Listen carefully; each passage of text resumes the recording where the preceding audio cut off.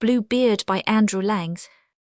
There was a man who had fine houses both in town and country, a deal of silver and gold plate, embroidered furniture and coaches gilded all over with gold. But this man was so unlucky as to have a blue beard, which made him so frightfully ugly that all the women and girls ran away from him. One of his neighbours, a lady of quality, had 2 daughters who were perfect beauties. He desired of her one of them in marriage, leaving to her choice which of the 2 she would bestow on him. They would neither of them have him, and sent him backward and forward from one another, not being able to bear the thoughts of marrying a man who had a blue beard, and what besides gave them disgust and aversion was his having already been married to several wives, and nobody ever knew what became of them.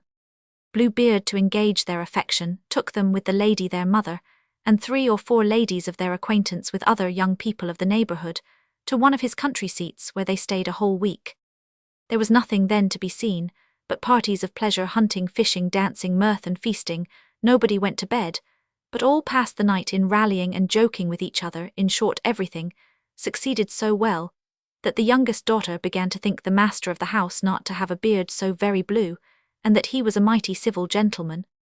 As soon as they returned home, the marriage was concluded. About a month afterward, Blue Beard told his wife that he was obliged to take a country journey for 6 weeks at least about affairs of very great consequence, desiring her to divert herself in his absence, to send for her friends and acquaintances to carry them into the country if she pleased, and to make good cheer wherever she was. Here, said he, are the keys of the 2 great wardrobes, wherein I have my best furniture. These are of my silver and gold plate, which is not every day in use. These open my strong boxes, which hold my money, both gold and silver. These my caskets of jewels, and this is the master key to all my apartments. But for this little one here, it is the key of the closet at the end of the great gallery on the ground floor. Open them all, go into all and every one of them, except that little closet which I forbid you, and forbid it in such a manner that if you happen to open it, there's nothing but what you may expect from my just anger and resentment. She promised to observe very exactly whatever he had ordered when he, after having embraced her, got into his coach and proceeded on his journey.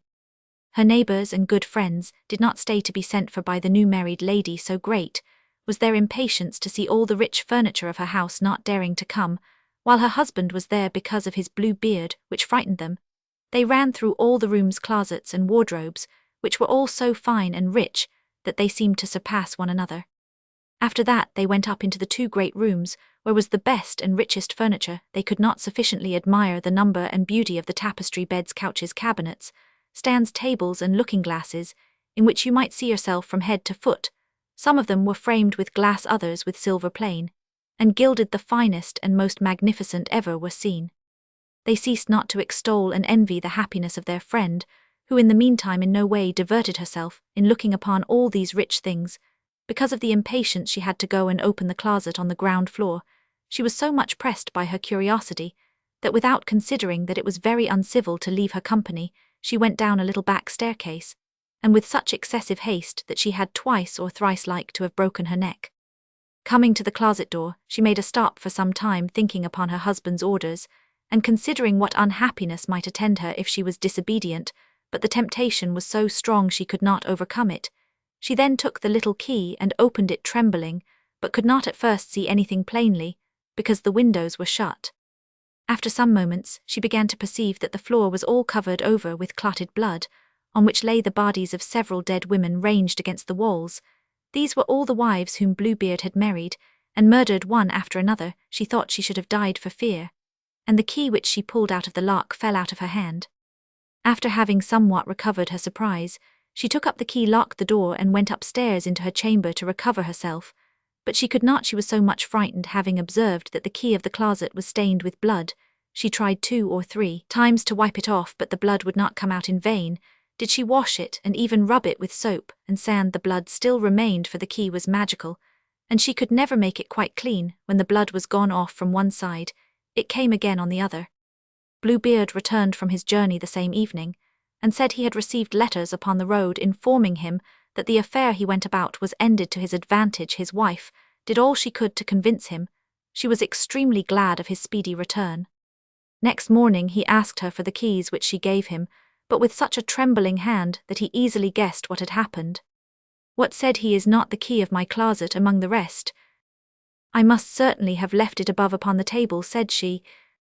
Fail not to bring it to me, presently said Bluebeard. After several goings backward and forward, she was forced to bring him the key. Bluebeard, having very attentively considered it, said to his wife, How comes this blood upon the key? I do not know, cried the poor woman, paler than death. You do not know, replied Bluebeard. I very well know you were resolved to go into the closet.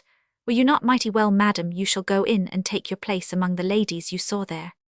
Upon this she threw herself at her husband's feet, and begged his pardon with all the signs of true repentance, vowing that she would never more be disobedient. She would have melted a rock so beautiful and sorrowful was she, but Bluebeard had a heart harder than any rock. You must die, madam, said he, and that presently. Since I must die, answered she, looking upon him with her eyes all bathed in tears, give me some little time to say my prayers. I give you, replied Bluebeard, half a quarter of an hour, but not 1 moment more. When she was alone she called out to her sister, and said to her, Sister Anne, for that was her name, go up, I beg you, upon the top of the tower, and look if my brothers are not coming over. They promised me that they would come today, and if you see them, give them a sign to make haste. Her sister Anne went up upon the top of the tower, and the poor afflicted wife cried out from time to time, Anne, sister Anne, do you see anyone coming? And sister Anne said, I see nothing but the sun which makes a dust, and the grass which looks green. In the meanwhile Bluebeard, holding a great sabre in his hand, cried out as loud as he could bawl to his wife, Come down instantly, or I shall come up to you. 1 moment longer, if you please, said his wife, and then she cried out very softly, Anne, sister Anne, dost thou see anybody coming? And sister Anne answered, I see nothing but the sun which makes a dust, and the grass which is green. Come down quickly, cried Bluebeard, or I will come up to you. I am coming, answered his wife, and then she cried, Anne, sister Anne, dost thou not see anyone coming? I see, replied sister Anne, a great dust, which comes on this side here. Are they my brothers? Alas, no, my dear sister, I see a flock of sheep. Will you not come down, cried Bluebeard. 1 moment longer, said his wife, and then she cried out, Anne, sister Anne, dost thou see nobody coming? I see, said she, 2 horsemen, but they are yet a great way off. God be praised, replied the poor wife joyfully. They are my brothers. I will make them a sign, as well as I can, for them to make haste. Then Bluebeard bawled out so loud that he made the whole house tremble. The distressed wife came down and threw herself at his feet, all in tears, with her hair about her shoulders. This signifies nothing, says Bluebeard, you must die. Then taking hold of her hair with one hand, and lifting up the sword with the other, he was going to take off her head. The poor lady, turning about to him, and looking at him with dying eyes, desired him to afford her 1 little moment to recollect herself. No, no, said he, recommend thyself to God, and was just ready to strike. At this very instant, there was such a loud knocking at the gate that Bluebeard made a sudden stop. The gate was opened, and presently entered 2 horsemen who, drawing their swords, ran directly to Bluebeard. He knew them to be his wife's brothers, one a dragoon, the other a musketeer, so that he ran away immediately to save himself, but the 2 brothers pursued so close that they overtook him before he could get to the steps of the porch, when they ran their swords through his body, and left him dead. The poor wife was almost as dead as her husband, and had not strength enough to rise and welcome her brothers. Bluebeard had no heirs, and so his wife became mistress of all his estate.